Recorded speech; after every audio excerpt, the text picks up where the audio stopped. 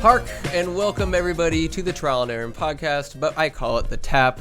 I am your host Aaron, and I just got back from the 100th anniversary celebration, the centennial of the Winter's Fortnightly Club. What is the Fortnightly Club? I'm glad you asked. I'm going to tell you.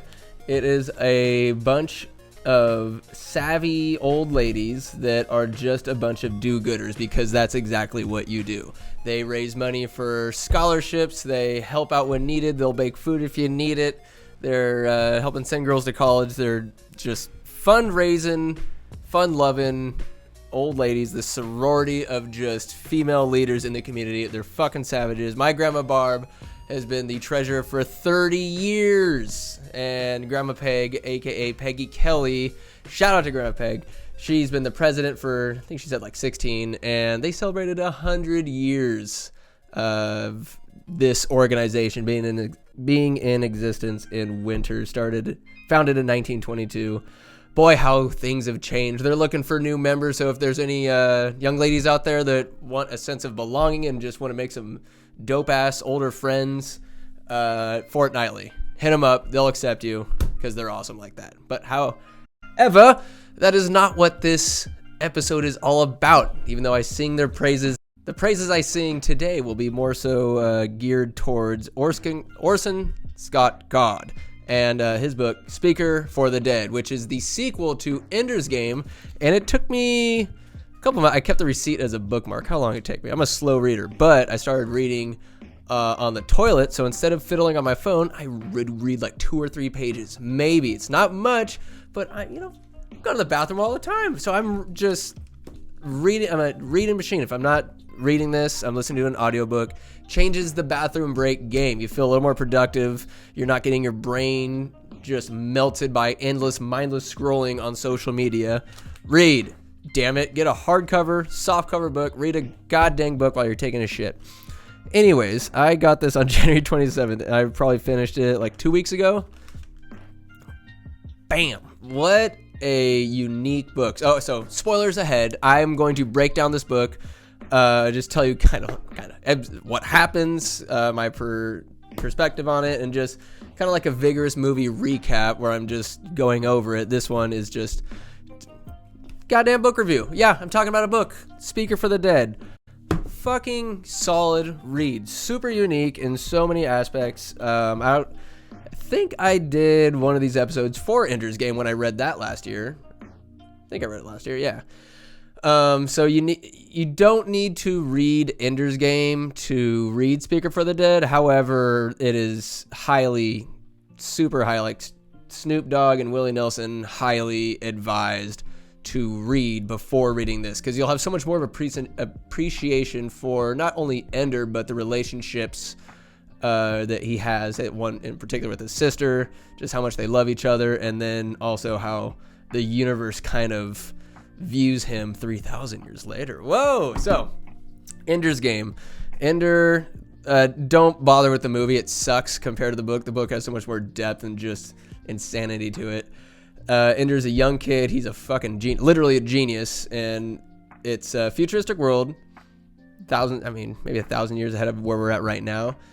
And there's a population limit. There's wars, but mankind is somewhat united because the buggers are on the way. The buggers are this invading alien force that came, I want to say like a couple generations prior to Ender being born, and the humans somehow fought them off with this one. Well, anyways, it doesn't matter.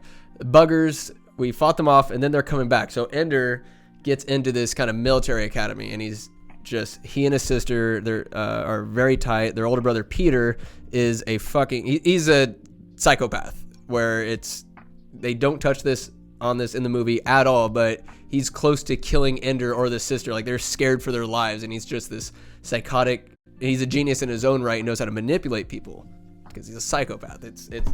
It's pretty wild, that aspect. But Ender soon goes to the school. He goes through this rigorous training, ends up I guess before you find out what he does, it's important to know Ender is a nickname. It's Andrew Wiggins. And they call him Ender. It's his nickname because what in every book, in every story, the protagonist has something super unique about them, an aspect, a characteristic, a quality, something. And Ender is someone who he's so smart, and he just bullies will mess with him throughout the book and whatnot, but he ends their reign of terror on him. He does not only what is necessary, but even more so to make sure that whatever bullying or whatever wrongdoing or any sort of ill deeds or thoughts, anything like that, he puts a fucking end to it. He beats them so emphatically that the problem is done. It is ended forever. So there's this kid that fucked with him on the shuttle up to the space institute, the school, and I think he like broke his arm or something. He fucked the kid up. To the point where that kid never messed with him again. He messed this kid and his goons tried to jump him in the shower one time, and Ender he's a master planner. He's very cunning, very mature for, I think he's like 10 or 12 in this book, and he just finds a way to put people in their place, and he accidentally doesn't find out till later they actually killed the kid in the shower, just cracked his head and just sends a message like, do not mess with me or you will be dealt with thusly. And so on the most wild of scales of that, they groomed him to be the commander against the buggers, this massive alien force. Their fleet is coming, and Ender throughout that story, he plays these games where it's just you're locked in your mind, you're kind of in a dream state while you're playing these video games, and he just gets past this one game that it's supposed to be impossible to beat, but he beats it. And it somehow, the game is designed to go into your psyche and develop levels thusly. And through that, Ender, he doesn't know at the time, but he's developing a connection with the Hive Queen. So the buggers are all a species of a hive mind. That means there's one consciousness, one collective consciousness, that all these separate physical individuals all obey the same thought pattern and sentience. And the Hive Queen is like, they develop a relationship kinda, and eventually Ender ends up killing all the buggers. He sends, like, there's certain bombs in their fleet, and there's this crazy galactic battle, and Ender fucks them all up. And then they tell him, Ender thinks it's a simulation because they've been going simulation crazy for months. But in reality, Ender's been fighting the buggers in real time, because he'll get woken up at crazy hours of the night. You start to see his sanity and his humanity start to slip. Like, he's clenching his fists so hard, they're bleeding. He's biting his lip. He's just ruining. And the author does such a great job at showing his slow descent, and just, he's not unhinged, but he's very much aware of just how miserable he is. He wants it all to stop. And then he finds out after he kills that main bugger force that this shit's real, son. He just saved mankind, and you would not have done it if you knew this was real. You might have been reserved, but we know you a bad motherfucker, Ender, so you go in there, you whoop that ass. And he did. And at the end of that book, he finds the Hive Queen. It's in some weird accordance with like the game. It ended in such a way. It was like he was in this landscape, and then at the end of the book, he is flying with this other kid. They're just kind of roaming around this new planet they're trying to colonize, and he recognizes the landscape, goes to a certain spot, and he finds the Hive Queen, like this giant larva, or it's like a cocoon, maybe twice the size of a football, but he has a cocoon now. So anyways, that's Ender's Game, and he realizes that the buggers are not inherently evil. They're a hive mind that never came into contact with any other sentient being ever. And the humans, there's no contact. They don't know how to communicate with them. And so it's like, well, they tried to kill us the first time we saw them, so we need to fight for our lives, because who knows, they're coming back for us. That's the humans are like, we just gotta kill them. But when Ender talks to the Hive Queen, they're like, yo, that's by killing a couple hundred or whatever we did, that is our way of saying hi. We know nothing about you. And Ender's able to communicate with the Hive Queen and develop such a appreciation and infatuation, just such a admiration for the Hive Queen, and just what he did to them. Like, he apologizes and she understood, and there's such a cool connection with this enemy, the antagonist, the entire time. And Ender's gone for quite a few years in Ender's Game, and he's starved to reconnect with his sister. This ain't the Lannisters. There's no incestuousness. It's a deep love between them because he and the sister were kind of black sheep of the family. It was just them two versus the world. The parents were kind of jaded or whatever. They're not really big characters at all. But in Speaker for the Dead, now that the summing up is over, Speaker for the Dead, Ender is 35. 35. He's a man. He's a man now. However, 3,000 years has passed since Ender's Game. How is that possible? Well, when you light traveling and you're going from place to place, I guess it's called a little more preface. Speaker for the Dead is a book. It references the Hive Queen and the Hegemon. And after Ender realizes what he did, has that relationship with the Hive Queen and understands everything, he writes a book. And it's Hive Queen and the Hegemon, and and it's about life and death, and it kind of transcends spirituality and religion and talks about the essence of life and death, and that's what he becomes in Speaker for the Dead. They are not religiously based. They're more of a spiritual guide, and when they speakers in the 3,000 years that has passed since Ender's Game, it's been a thing where a speaker will go to a place, a different planet or what have you. They'll spend a couple of days with the family, the friends. They'll learn the truth of the person who passed away. And instead of going to a funeral and speaking all these like fairy tale stories and whatnot and what a great person they were, they say the goddamn truth about the person. They tell it all. Secrets that have been guarded, lies, whatever. It's not a roast. It is nothing of maliciousness. It is the truth. Anything else that you feel is just you being a goddamn human. The truth is what it is, unbiased, and it's just really cool how it's said in a way that sets people free. It's a release because you know it's the truth, and only the truth can give you that sort of satisfaction or relief or cathartic understanding of the person who passed away and who they really were. It's about relaying the essence of the deceased. So very cool concept just in that. And Ender, nobody really thinks it's him at wherever he's at. So he's in this place called Totemheim.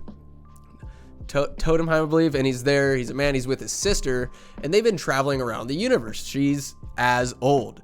They've been light traveling, speaking at the dead, just kind of spending life together. And they ended up in Totemheim, which is kind of the super cold, frigid. Think of it as, say, Antarctica or the Arctic North, just mountains, icebergs, what have you, and they're in this frozen tundra. And Ender's chilling, and he has this little jewel in his ear, and he's in constant contact with this sentient AI named Jane. And Jane somehow is born in this giant computer interconnection called the Ansible. The Ansible connects the 100 worlds, because humans have just been spreading like fucking COVID, just running rampant, colonizing planets, not finding any other sentience. And they just go, and there's different schools, and Ender's at a university on this place, and his sister teaches. He teaches too. It's cool. One of the students, like later in the chat, has no significance on the story, but she figures out who he is. She asks herself questions, and characters aren't necessarily dumb in this book either, which is very refreshing. They're frustrating and irritating characters, but they're acting in accordance with their beliefs, but they're not foolish, I'd say. So that goes on. You see where Ender's at. You catch up. He has a very close relationship with Jane, who's a humorous character. She's just the kind of voice in the back of his head. They talk about statistics or whatever. She pokes fun at him. Sometimes it gets a little too deep because she knows this guy, and he's the only one that she really wants to reveal herself to, because she is this sentience that exists in this kind of internet. And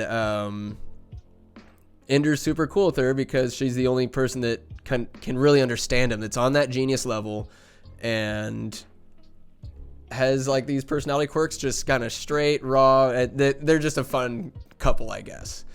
And Ender doesn't spend too much time on Totemheim because he receives a message through the Ansible from a planet called Lusitania.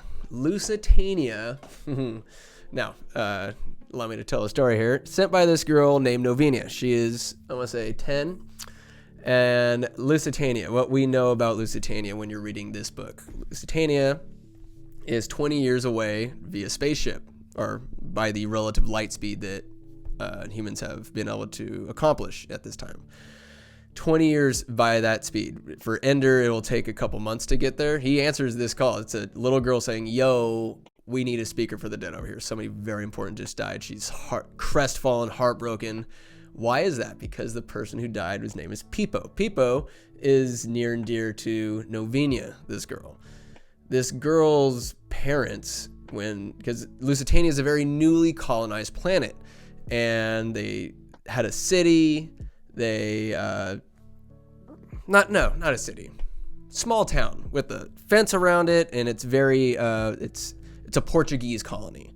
There's church there. There's a bishop. So that religion, there's some religious themes in the book, and this girl was, her parents helped cure a plague. I forgot. Damn, what's it called? Descolata. Descolata, as described in the book, is a horribly, just like your flesh just falls from your bones, and it is horribly painful and just a terrible pandemic or a plague that was just fucking up the people of that colony. So they created a cure, but not before they could cure themselves. They died painfully.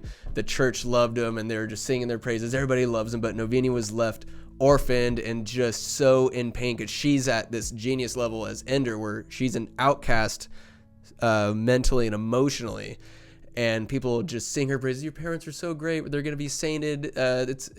You're good. And they just don't really understand her. They don't understand what she's going through, not in the slightest. And every time someone sings her parents' praises, that she dies a little herself. She's that much further removed from these people that she just can't see eye to eye with or identify with, really. And it sucks for her. And so Pipo is this guy. He's a xeniographer.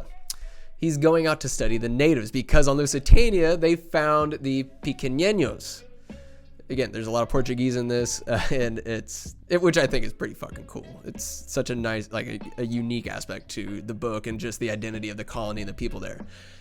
Anyways, the piggies, as they're called, because they have little snouts, they're a little shorter than regular humans, but since the colony got there and they found these piggies, the fence is up, piggies can't get over it, can't go through. Only these scientists are able to go out and interact with the piggies, except they kind of have a Star Trek law mandate where you cannot allow the indigenous species to evolve or progress technologically faster than they would have without our intervention. So it's hands off. Try to learn and do not yield to them what is going on a human side of things. Don't let them know what we're up to. We're just here. We came from the stars.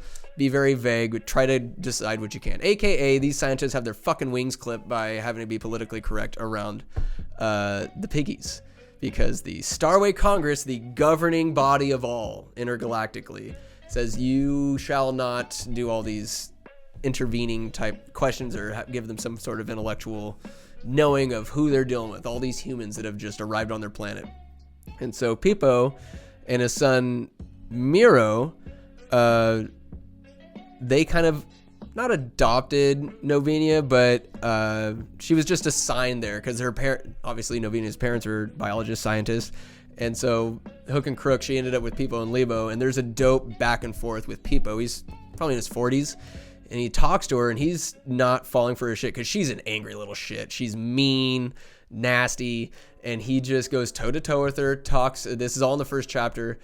Talks her up, and you could see the relationship building between them. It's really nice. It's like, okay, the worst thing happened. She's an orphan, but she found this guy who's sort of this father figure, and it's awesome. And at the end of the chapter, it's Pipo and Novinia. They're at this computer terminal, and he's logging something in, and he comes to this realization. He's like, this is wild. He doesn't, and she's like, what is it? He's like, I have no time to talk. Just go tell Miro, tell the fam, like, I'll be back later. All right, it's all good. It's all gravy. And he goes out to the piggies, and the next thing we find out, he gets fucking gutted. He's fucking slaughtered, this guy. They find him the next day. spread, like just blood eagled, but from the front. He is flayed open. The piggies took him, gutted him, ripped his guts apart, and they planted a fucking tree in his chest. They savaged this poor man, Pipo, and is just heart-wrenching. And Novinia is super fucking sad, distraught, and there's a little bit of a love interest. You could tell a little teenage angst between Miro and Novinia. He's devastated. They kind of acknowledge their affection for one another, but it's just more than she can bear, and she's not exactly sure what happened. Like, they know that they can love each other, or what. It's very high emotion, but she knows that whatever Pipo found out in that terminal got him killed. So she locked those files away, made it impossible for anybody else to get them, and she knew what it was. And she, in her mind, if she got together with Miro, he's gonna want to know what the fuck happened. And if she told him, he would die too. Just kind of drastic jumps about what people would do with information, but she would rather not be with him than be the reason he gets killed. And then later on you find he dies the same way as Ender's on his way to Lusitania, I believe. Yes, I think that's exactly what happened. So Ender gets this message from a 13-year-old Novinia, just distraught, saying, "We need a speaker from the dead over here. This is more than I can bear." Like, because she's not only orphaned, she orphaned a third time somehow because of this guy that she started loving in a fatherly way. And Ender thinks on this, and he comes to the conclusion that he needs to go to Lusitania. This means he needs to tell Valentine, and they have such a cool relationship. They're very close, and they rely on each other to be for happiness and for just someone who understands, because nobody else really understands them the way they understand each other. And he says, "Yo, I gotta go to Lusitania. I got a speaking to do." They call it a speaking. That means, because Ender and his sister are 3,000 plus years old, right? They've been time traveling, and when you're time traveling, relativity takes effect. So Earth, that's not time traveling, ages like crazy. When you're going through the cosmos and intergalactic time travel, 20 years that it's gonna be in real time, in light time, or however they're space traveling, takes 3 months. Which means once Ender gets to Lusitania, Valentine, who at this point is married and is expecting, she's gonna be 20 years older. Her daughter is going to be 20 by the time Ender gets there. But for him, it's gonna be 3 fucking months. And then if he ever wanted to come back, that's 20 more years back the other way, which is crazy. So, and he's only gonna have aged matter like maybe a year, however much he grows. She's gonna be 40 years plus easily. Relativity, time travel, it's crazy. And that's why they're over like 3,000 years old, because they've been light traveling forever. So that's a tough chapter to read, because you know how much they love each other, and it's like, all right, I'm out of here. And so he dips, he gets to Lusitania. I don't remember all of this. I'm just going to try to give as much cliff notes as possible. And he knows that Novinia is going to be 20 years older when he gets there. So a pretty heavy first chapter. They kind of, you learn that the world knows Ender in a very macabre kind of way, sort of how people revere Genghis Khan these days. They call him Ender the Xenocide, because he slaughtered all the buggies, put them to the torch, and now all the humans are sanctimonious and just crucifying this guy, when at the time he was hailed as a fucking hero, savior of humanity. And on the way, like while Ender's in the ship, there's a dialogue between him and this voice, but then it's revealed that it is the Hive Queen. Ender has the Hive Queen fucking cocoon, and she communicates with him telepathically. Ender is on a hunt to plant the queen and find a place where her species can thrive, can resume life, can be born again. So that's kind of like a sub story that's going on. So a very like Totemheim wasn't going to be good for the buggers. They need moisture. They need a place to graze, go out, like these giant bugs. So moving forward, Ender gets there, and Novinia's married to this asshole who, well, he died because he had this weird, he had a pretty shitty disease, but he beat her. They had a bunch of kids. and you get to meet the kids. At first you're like, oh, there's so many, but the kids are, as the story goes on, you get to learn a little bit more about them, their temperaments. There's a little one who pees on Ender, but he's the smallest one, I forget his name, he pees on Ender. He's this little shithead 4-year-old, and Ender just sits him in his lap and just holds it. He doesn't let him go, and the kid's sitting there in his own piss, and Ender's character is he has a calm intensity to him where he talks to somebody and there's no bullshit. He gets to the crux of things. There's some small talk, but what he has such negotiation tactics and a negotiator's mindset of being aggressive and at the same time courteous and knowing, because that's what he does. He observes a lot, and to so many people's dismay, especially these days, he speaks logically and will use logic against you in arguments and hit you with facts. It's just, it's just so cool hearing him interact with people or reading his interactions with other characters. And if they're high and mighty or snooty, he'll go tit for tat with them. Meets the mayor, and oh man, I'm having a tough time recall. Let's see here. Makes his presence known, and Ovinia pretty much tells him, because she's still sciencing around, let's see. She says, oh, yo, this was a big mistake. I should not have called you. I was just a heartbroken little girl. You should go back. And he's like, no, I'm staying. I'm going to get to know people. And so he does that for a few chapters. And during that time, you find out that it's Novinia's son now, Lebo, I believe. He and Miro's daughter, they're friends, and they go and they're now scientists, and they study the piggies, and it's just them two. And progress in the 20 years has been so goddamn slow. There's been little to no progress made with understanding the piggies, with not being able to ask them certain things. So, goodness gracious. Ender meets them, and he's like, yo, I want to go out and meet these piggies. And you find out that, the piggies, they're just weird creatures. They kind of do weird backflips and have bizarre physical quirks. Kind of like, I don't know, bigger than Ewoks, but they can actually speak English, and they also have their own language. They're dealing only with males. They don't know how piggies reproduce. It's just, there's many themes like, how do they reproduce? Like, what do they feel like? Why did they slaughter Peepo and Miro? Because that news went throughout the 100 Worlds, and it's like, okay, these savages are now, there's different categories of sentience that the humans use, and one is there's no hope of communication or making any amends or trying to reason with them. They are of such a different wavelength of thought or any sort of sentience that we could possibly understand. There's no hope. And that's what they thought these piggies were.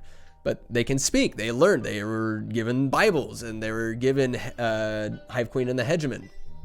And it's cool seeing how much the piggies have learned. They're not savages by any means. Okay, and we're back. Sorry, take care of something. But hey, hold on. We are. The book continues. Where was I? Where the cluck was I? Piggies, Ender, figuring things out, speaking of the dead. Whilst Ender's snooping around, you find out that the species, I guess it's kind of like in the climax of it all, but they eventually find out that the piggies and there's like the zebra kind of creature on the planet, and water snakes, and the animals and the plants, there's certain plants that kind of co-evolved into this singular life cycle. Like they somehow exist as different species, but at the same time, when one dies, they sort of become the other. So, the piggies, as we come to find out, are not exempt from this type of existence, because they're very in tune with the trees and nature. They seem to worship trees, as it's come to find out. And it's only males that Ender and the other scientists are dealing with, these like teenage kids. But they have such reverence for the mothers or the females of the tribe. They never see the females. It's only the males. And at the same time, they badmouth them, but then there's such reverence, and like they adhere them as like gods, damn near. So they're very it's interesting trying to think about what the hell's going on. They don't know how they repopulate or just anything about them. Meanwhile, Ender's finding out more, and he finds out that Lebo.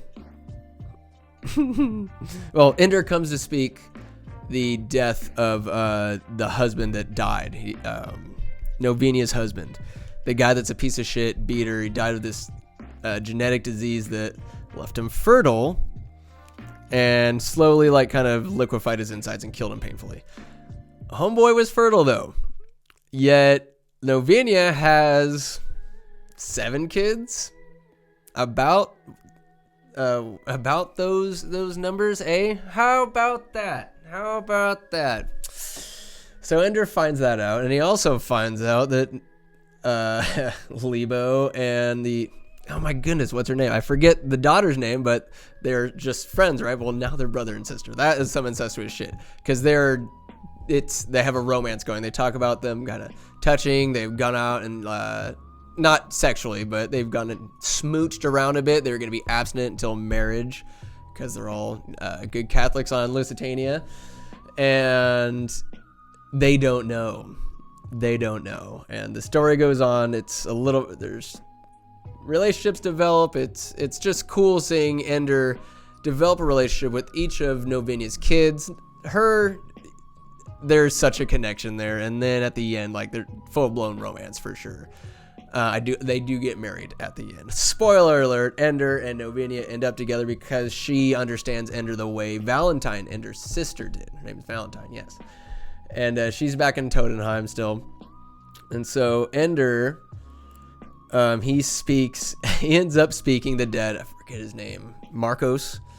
And he speaks it, he tells them all about how he beat Novenia, how he abused the kids verbally. I don't think he'd ever touched them, but definitely the kids it grew up rough. It was just hard to be around, and he finally died, and just how Novenia was just not really there emotionally. She's not the best of moms. She's there, she loves them, but just relatively distant. And Ender keeps speaking that truth and talks about how everybody was like, oh, this guy Marco's just a shit guy, a horrible human being. But he looks at all the townspeople, like, how many of you stopped and asked him, like, hey, how was your day? Or got to know him on a deeper level, or were there to try to help him, or try to understand him at the very least. Because Ender, when he's talking to the kids, you just kind of hate him, but it's still their dad. He's like, they can't love him yet until you know him. And it's just such a weird truth of just, yes, we can hate people for what they do and this and that, but it's just like, do you really get to truly know them, know their truth? And it's the same truth that the Speaker of the Dead delivers it's a eulogy that he gives.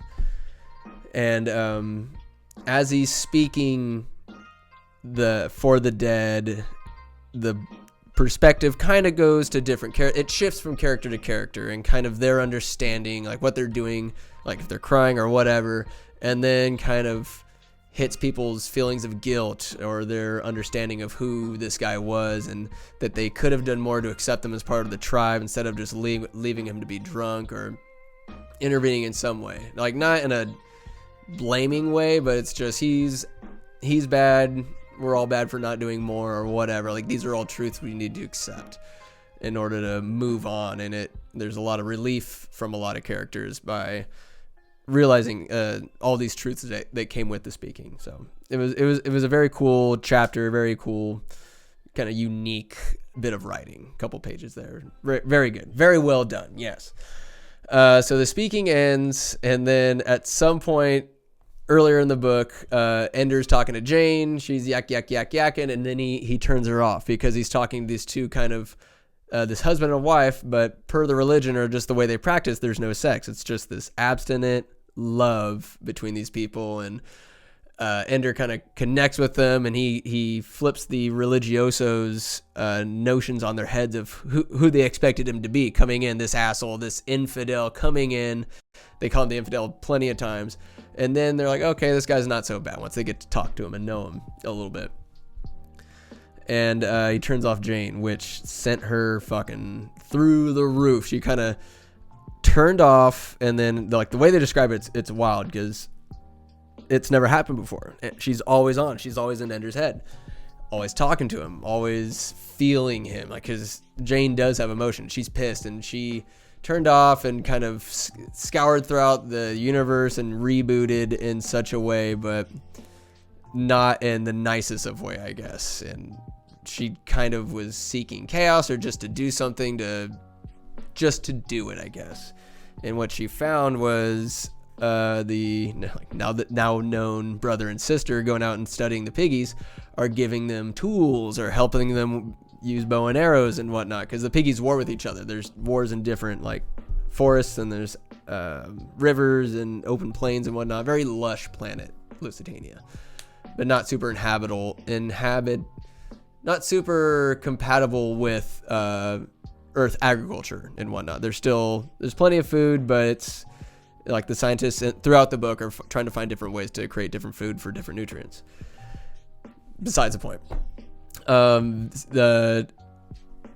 Jane gets satellite footage of these kids doing this and sends it to the Starway Congress. Takes a couple like months or whatever, but they get it. And the punishment for intervening in any way is they're going to evacuate these motherfuckers off of Lusitania. Y'all done. The colony's done. And they're going to destroy and get rid of any evidence of any human existence on that planet whatsoever. Just destroy the buildings, whatever, pick it all up, and they're going to move on, leave the planet. So they're on the way. Starway Congress, they're getting ships ready. Shit's about to hit the fan. But again, that's just like kind of the slow burn overarching story. It doesn't happen until about halfway through the book. There's multiple strong plot lines going on, things that are happening. So another unique aspect of the book. It's not a classic hero's journey. And Ender, things happen. Ender wants to go out and meet the piggies, and he's asking crazy questions because I think they figure out here's what happens. The colony finds out they're fucked. The colony finds out they're gonna get evacuated, so the mayor, the religious leaders, they get together like, we need to figure something out. And by some instance, Ender's gonna go and talk to the piggies. Maybe they can find some kind of resolution. But the church and the city, they were kind of, it's been a pissing match between the two throughout the entire book, but nothing crazy. No, like there's no foul play or anything like that. Just shit talking. And Ender goes out to see the piggies. He's asking them direct questions, and this is before like the meeting, before they find out that they're fucked. The piggies take Ender and him and the other scientists, and he's like, how are you guys doing this? Like, what's going on? He's asking all the questions that the reader's been wanting to know the entire book. And they don't use axes, like they talk to the tree, because the trees in that forest are all dead piggies. They turn into, it's called their third life. Their first life is when they're like these little chipmunk sized little babies suckling on tree sap. They are born by eating their way out of their mother's womb, a very young mother who's capable of giving birth. The sterile females, they don't give birth, and they become the all-wise, all-infinite leaders. They're sterile females. And all the guys, they'll revere them, but I'm not sure why they would talk mad shit about them, but they kind of speak different dialects of language, but they're the leaders. And they find this out, and the piggies that are talking to Ender, they start singing and kind of, they're always singing or doing some crazy shit, but they sing and kind of thump the tree. They do like kind of a chant, and the tree starts shaking and then falls into perfect boards because the piggies said, we'll show you what happens, but don't take this lightly. This is a brother who is willingly giving his life, because the trees are all sentient. They're all real. And this one falls apart into perfect pieces for the piggies to use to build a house or whatever. Or a hut. Anything that they need. These trees are in their third life, soaking in the sun. It's this glorious experience. And the piggies did this to one of their own named Rooter in the beginning of the book. He gets fucked, and they refer to him as this tree. Rooter's been talking. Rooter's been telling me this. They have a connection with these trees, and it's awesome. And Rooter also told them about the Hive Queen. The piggies are interested in the Hive Queen because they read the Hive Queen in the Hedgeman. They understand her. They dig her. And how is that possible? Hive Queen's just kind of communicating with the tree. She's part of that sentient, just collective consciousness. She can communicate with the trees, and that gets relayed, and it's just all these revelations kind of happen at once. It's fucking awesome. And Ender goes back to the piggies, and they find out that this is kind of the climax. They need to go get. They find out that the reason the piggies killed Peepo and Lebo is because it is the greatest honor in their ways to die willingly and to be planted, to become a tree and experience a third life. That is the highest of praise. And they chew this kind of grass that's like anesthesia. It doesn't numb the pain per se, but you lose kind of like, you're like, yeah, all right, like this is happening. You're kind of nonchalant, but you feel the fucking pain. And they found that in people's mouth and stuff. So it's kind of like they were not experiencing it as intimately as one could experience getting filleted open alive and had a tree planted in their fucking chest. They find out that Peepo and Lebo did that because the honor must be had. And they couldn't bear for a piggy to do that. They didn't want them to die. They're like, I'll die in your stead because I don't want you to die, because we didn't understand them. They thought it was this crazy savagery. But in this case, Ender goes to negotiate with the piggies, and he meets the wives, and they're talking. He's negotiating like, hey, we're gonna live here together, us humans and you piggies, because we're gonna revolt. We're gonna like it. They know they can't do it. What's it called? With military tactics at all, but they needed to keep all their files and maintain their civilization, because without help of the 100 world nation, this intergalactic government, without their help, like they'd be fucked. No information, no supplies coming in or anything, but they could still farm. Like they're self-sustaining this colony, but they'd be royally fucked. And so the only way they could keep their information and keep that self-sustainability is to just cut off the Ansible in such a way where they'll still have power generated for them and be able to live. Otherwise, they would just be in this limbo as the Federation comes to evacuate them. So it's decided like they're in rebellion. So that means the gloves are off. Ender can go negotiate, ask questions, and just be a wild man, get the information. And he's negotiating with, forget the piggy's name, I think it's Human. I believe it is Human. He's talking to Human, negotiating, saying, hey, we're gonna live on this planet together, so they come up with terms to be at peace with other piggy tribes, but if they make an act of war, like they're very specific on what constitutes an act of war, so they can go to war with other piggies. The humans are gonna have their own laws, and it's cool that they negotiated and they sealed the peace. But the only way to seal that peace is somebody needs to get planted. And Ender's very distraught, like he doesn't want it to happen. And Human's like, yo, let me do this. This is why those other guys died, I guess. There's a better understanding between the species, between the cultures. And they were like, yo, piggies, don't do that to the humans. We're not down with that. You all do that to yourself. It's all good. Don't do it to us. It's real bad. We don't like it. So Ender ends up being the one that plants him. There's other piggies there that kind of guide him through. It's a very touching scene. They talk about like the last kind of gasp of look of agony on Human's face. He gets planted. He's going to be with his father Rooter and join the trees, join this forest of piggies, and enjoying their third lives. So it's very cool in that regard. In the meantime, the two scientist kids find out that piggies have been like hopping the fence, that if you touch it, the fence surrounding the colony, if you touch it, like it's the most excruciating pain you could ever possibly imagine. But the piggies chew that grass that just makes you say fuck it, YOLO. They hop the fence, and they've been kind of snooping at nighttime around the colony, just kind of getting to know what these humans are up to. So the two scientists wanted to do the same thing. Like I forget the circumstances, but the kid was gonna hop the fence, and he chews the son. He chews the grass, and he gets fucked up on the fence. Like, he makes it on the top, it falls off. He has the kind of a seizure-like experience. Peace is restored in, what's it called?